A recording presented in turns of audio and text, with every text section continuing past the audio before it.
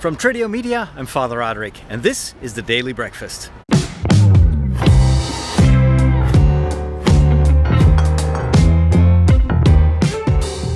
This Travel Tuesday, I don't have to take you anywhere because I've already been traveling. I'm here in the city of Rome. A beautiful city. Some of you may have already visited it. For some of you, it may be still on your bucket list. In this episode, I want to give you my travel tips.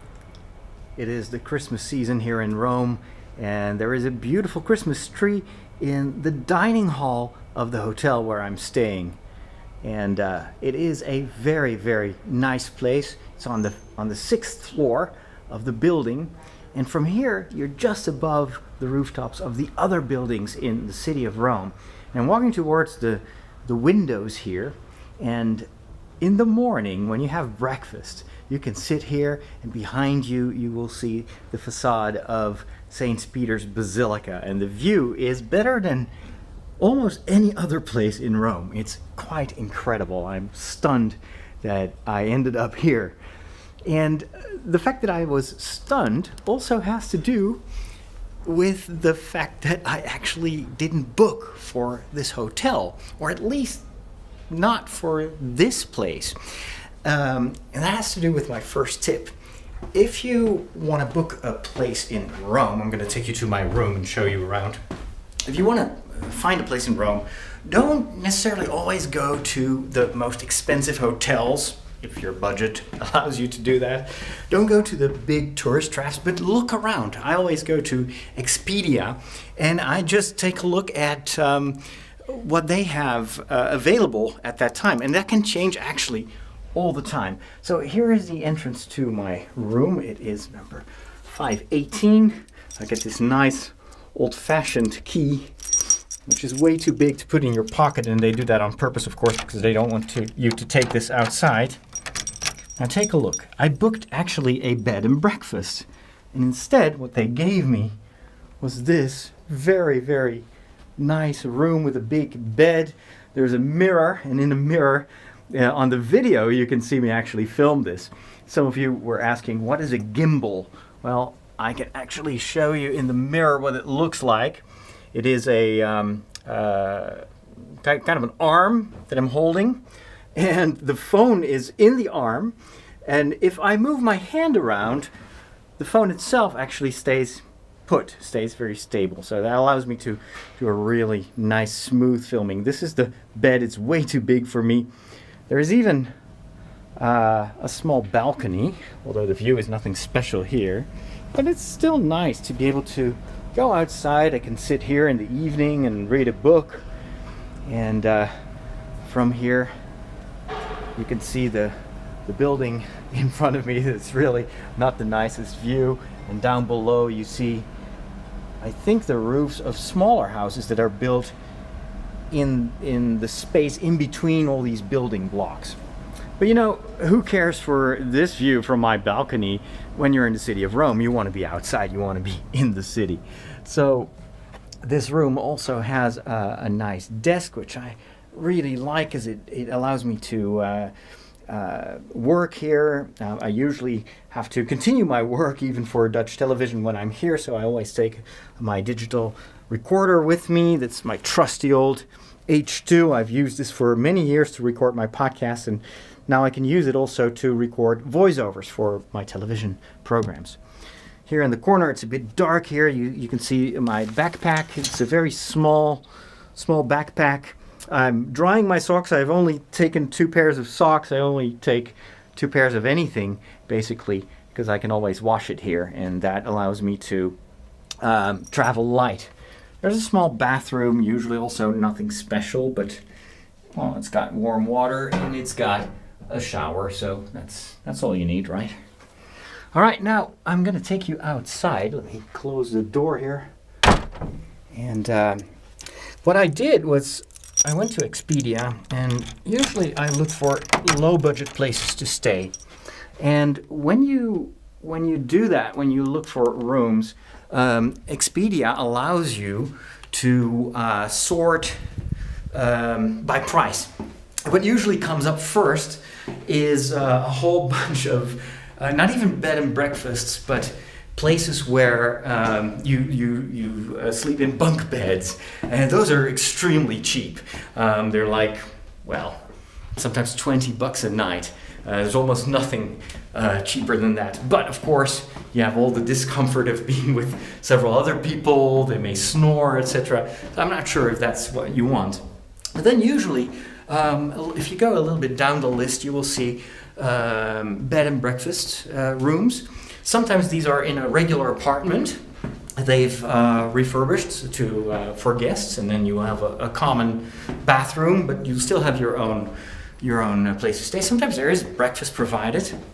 And then, and that is the tip I wanted to give you, and there are also the hotels that in times when there are not that many tourists, and this is one of those times, it's colder in Rome, a lot of people are just working, and you have, there are almost no tourists in the street, they still want to fill all their rooms, right? So they will actually give you a big discount, and I got this bed and breakfast that I thought I was renting for I think less than $30 a night. It was 50% off. But it is actually a very nice hotel. Let me show you around. So you've got the foyer here. You've got the entrance place, Christmas trees. There's a nice reception.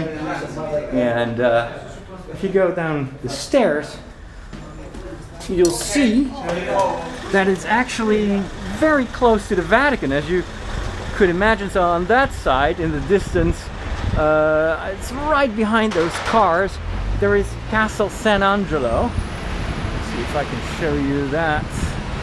It is down the street in that direction, and if you go that way, you'll actually, to my right, you'll head towards the Vatican. Now, a word of warning when you're booking something, or you want to book. Don't just look at the prices, don't just look at the photos of the rooms, because they can be deceptive. Sometimes they will show you the nicest room they have, and then ultimately the room you end up in is not that special. But look at the reviews. Always read the reviews. I always check the reviews by the Dutch, because they like to have very nice, clean rooms, and if the Dutch visitors were not content, were not happy, then I'm not going to stay there. These, by the way, are small supermarkets. They're open oftentimes until very late in the evening. That is the place to get your water and your snacks. You may have already seen, sometimes in videos or reports, these mobile stands where you can buy water, but that's usually where you get ripped off and you pay way too much. So I always advise people, just go to one of those smaller supermarkets, and you can get everything you want. The water in the hotels is drinkable, but it doesn't taste very good. That's kind of the downside of Rome.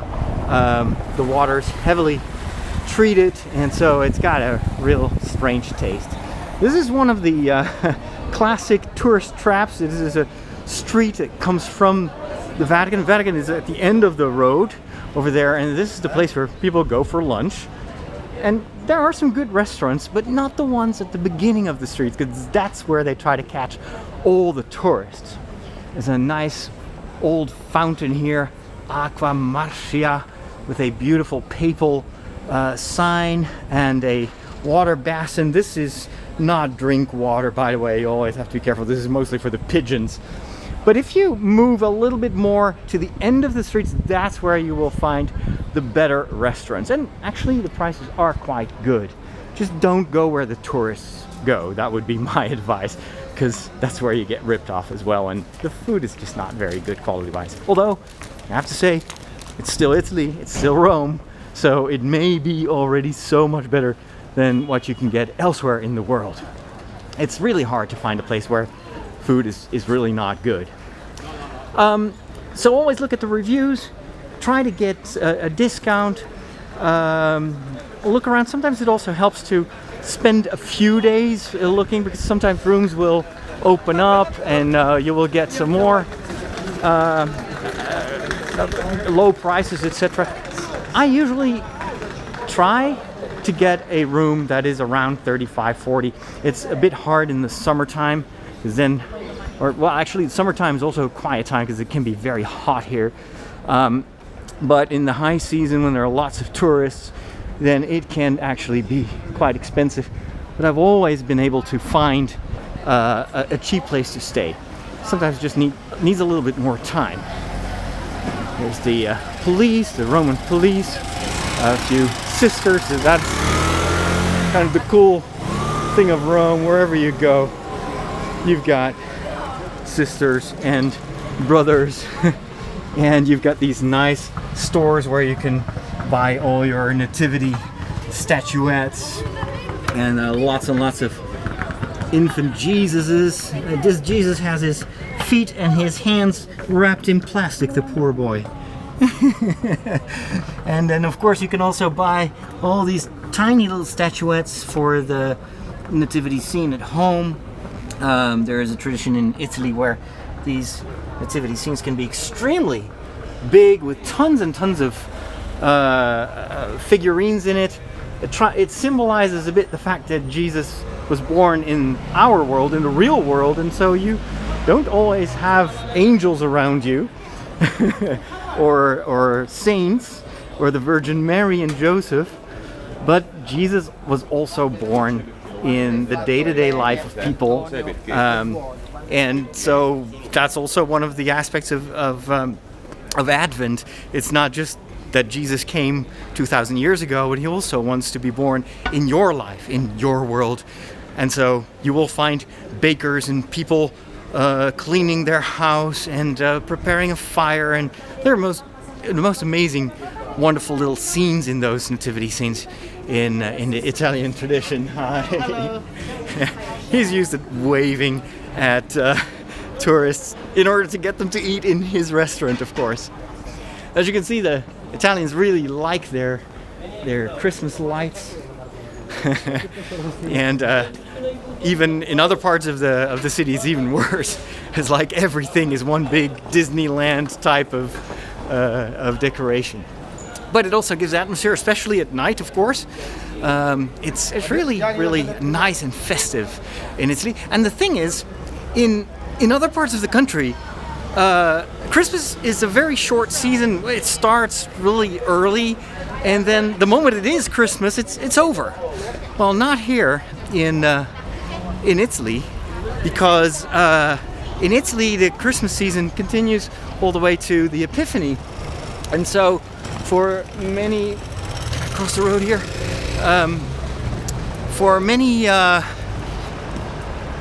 weeks you will have this same atmosphere. I always get depressed after Christmas when there's no more Christmas music on the radio and there are no more decorations. Whereas here in Italy and Rome, Christmas is, most of January as well. So that would be another tip. If you want to visit Rome and you have some time in January, that could be a great time. By the way, let me see if I can show you here.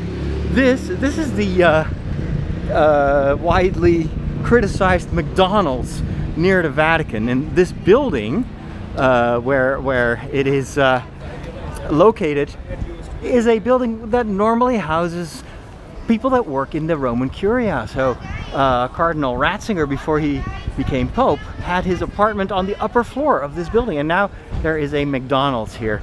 And you know what? Everyone that was criticizing it now eats lunch there because the Italians like their McDonald's, they like their hamburgers. So let me go that way. This is the place where Cardinal Ratzinger used to feed the cats of Rome. There are a lot of stray cats in the city of Rome, and every morning he would come here, he would get his cup of coffee in one of those bars over there, and then he would have some bread or some fish perhaps, and he would give it to the cats. And he's definitely a cat pope, a cat person.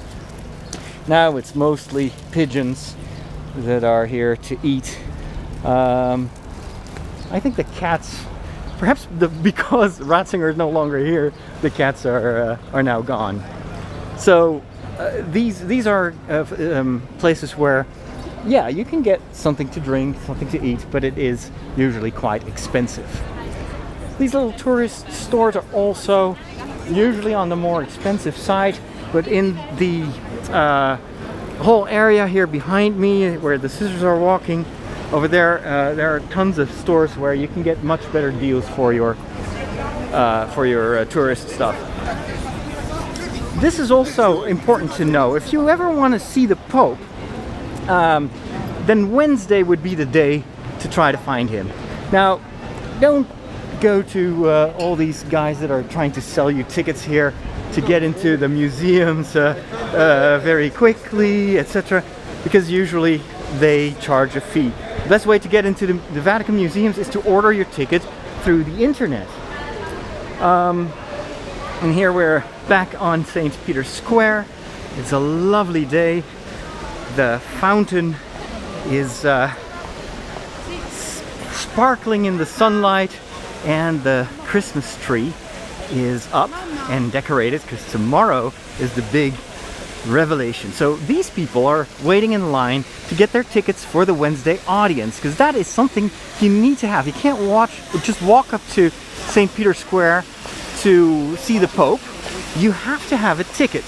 And I'm going to show you where you can get that for free. Never pay for a ticket for an audience. So these people are waiting in line to go to security. And security is underneath a colonnade.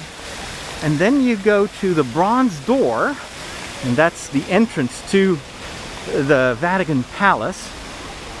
And that is where you will meet Swiss guards, and they're fully in costume. That's not just something they do for the festivities. They always walk around like that. And they will actually, once you get through security, which can take an hour or so, they will give you at the entrance of the bronze door, which is between the two columns on the right side of St. Peter's Basilica. If you walk up the stairs, there are some soldiers that will give you those tickets. And then on Wednesday morning, it's basically free for all. You got to be there early, and the earlier you're here, the more chance you have to get to a spot where the Pope will pass. Speaking of which, I'm going to show you where you should be. You see this lane on the video, and I'll describe it for those of you that are listening to this episode. There's this, like, right at the point where the arms of Bernini, the arms of with all the columns, open themselves. So even in front of, or before the obelisk that is here on my left, there is this lane, and the Pope, when he drives by, always takes this itinerary, and usually not just once but twice. So the best strategic place to be is, of course, behind those right in front of that passage. But in order to be here, you have to get here early. And if you can get a place, then you will be able to see the Pope passing by. And sometimes you will stop. Another trick is to look for parents with small children, because Pope Francis, like all of his predecessors, always has a lot of attention for the small children, for also the people in need. And so he often stops to give them a hug or a blessing. And well, if you are standing next to that family, of course, that is a really nice place to see the Pope up close and personal. Here we are at on my left, the nativity scene. They're still building it up, and it will be unveiled. It's already partially unveiled. And there is a big Polish Christmas tree, and it looks gigantic. It's already filled with multicolored balls, and I think a lot of them have been decorated by children. There is a star, of course, on top of the tree. However, this tree is much smaller than trees in previous years, and the reason is that this one comes from Poland, and it had already been chosen to be the Pope's Christmas tree, but then it got struck by lightning, and so it's a bit of a poor tree, and it didn't grow anymore after that. So it's kind of almost symbolic for the way in which Pope Francis looks at people. You know, it's really not a problem if you're not perfect. like this tree. It's not a problem if it's not the perfect Christmas tree. What matters is that you're there. And so I think it's a beautiful symbol of the way in which Pope Francis looks at people. So those were my tips here for the general audiences. Another thing, if you want to go to St. Peter's Basilica and you want to go inside, then of course you can go and wait in line for every day almost. But you will always find yourself in a church that is completely filled with tourists. Not always the nicest time to visit St. Peter's Basilica, because of course you want to enter a church. You want to find that church atmosphere, an atmosphere of prayer, which is sometimes difficult with all these people walking around taking pictures and listening to guides. So one other thing that you can do when you're here in Rome is to go to Mass. And there are usually priests saying Mass early in the morning. So you can be here at around, I think it starts at 6 o'clock or something like that. And if you can join a group that will go there for Mass, you enter St. Peter's Basilica before anyone else. And that is a totally different atmosphere. It's really quiet and prayerful. And sometimes you can even say Mass in one of the catacombs down below in St. Peter's Square. That is such a special experience. All right, another tip. If you are here on St. Peter's Square and you visited St. Peter's Basilica, you wave to the Pope, and it's a Wednesday, because that's when the audiences are, I'm going to show you a place where you can get free coffee. You see that entrance? I'm walking towards a portal, and there are some stairs that go up. If you go up those stairs and pass through the gate and go to the left, you will actually enter the Dutch Friesan Church. And the Dutch love their coffee. They're always very welcoming, so that's where you can get coffee and cookies. And of course, you can also give them something to pay for the expenses, actually. There's some horses here. And if you are so inclined, you can also take a ride in one of those chariots. It's very nice, not as comfortable as it looks. Now, these places are where you definitely get ripped off. They're very expensive, so don't go there to get a drink, even though you are thirsty. Perhaps even before you buy something there, I'd say go to McDonald's. It's even cheaper. Another tip, you may have noticed that I ignored this old lady. I'm about to ignore another old lady that's walking towards me, and she is actually not, this is rare that she is not saying Padre Padre, because whenever they see a priest, they want money. Now, for a lot of people, tourists, they struggle with that. You know, we've just listened to the Pope. He says we need to take care of the poor, and yet all these old ladies are asking for money. Should I give or should I not give? Can I trust that? I always say, yes, give to the poor, but give to the organizations that help the poor. Don't give to the begging ladies in the street, because they make a fortune. I'm not exaggerating. They make a fortune begging in the streets of Rome. So don't do that. Give it to the people that know who really needs it. And if you are sometimes shocked by what you see, sometimes there will be crippled people or people missing arms or legs, consider them to be street artists. Basically what they do is a performance. And they oftentimes will go home in a taxi, and they have a nice place to live. Because with all these tourists, they make a lot of money. All right, another tip. Let me turn this camera around. This is one of the restaurants. This is Caffè San Pietro, and of course it's got this gorgeous location on the Via della Conciliazione, which is the road that leads to St. Peter's Square. And so a lot of people like to get a cup of coffee here, or a beer, or something to drink. And I'm gonna wait to tell you what I'm going to tell until they can't hear me anymore. But that is a place where you get ripped off. It is so expensive. A cup of coffee is like 4 or 5 times the price you would pay elsewhere. Instead, I would advise you to go in this direction, follow that street. There's a little bar on the right. They have great coffee. They've got panini, and it's all super affordable. So again, these are the things you need to know, because otherwise you end up spending way more money than is necessary.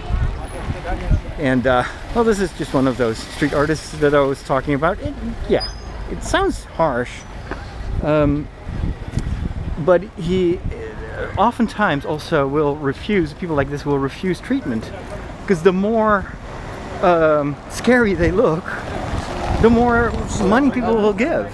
And so it's kind of this strange conundrum that you see people that really need help, could absolutely use medical treatment, but refuse it because it makes them a lot of money. Well, that is what I wanted to share with you on this beautiful morning here in Rome. Let me turn the camera around, and of course there are more Travel Tuesdays to come, so I'll give you more tips in the weeks to come. Stay tuned. Thank you so much for watching this or listening to this episode. If you want to subscribe, go to tridio.com/subscribe. That's where you will find all the information about how to subscribe to the YouTube channel and how to subscribe to the podcast. That's also where you will find a link to my Patreon page over at patreon.com/Father Roderick. I need your help to do this kind of work. You've made this possible for many, many years, and I thank you for it. And if you are enjoying what you see and you want to help too and join that community, just go over to patreon.com/Father Roderick. All right, time for lunch. I will see you, and take care. God bless.